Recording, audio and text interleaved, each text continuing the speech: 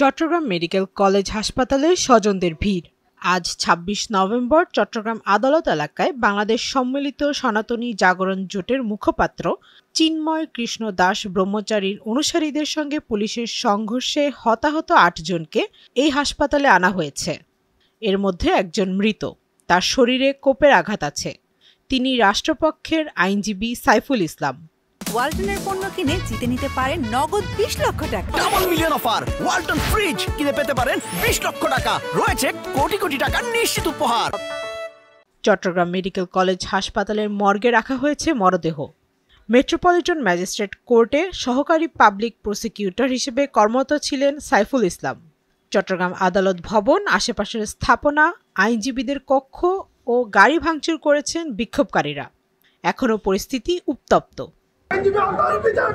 বিচার চাই, বিচার চাই, মালিক হত্যার বিচার চাই, বিচার চাই, বিচার চাই। বিস্কোদার রাস্তা নাও, জ্বালিয়ে দাও, ঘুরিয়ে দাও। বিস্কোদার রাস্তা নাও, জ্বালিয়ে দাও, ঘুরিয়ে দাও।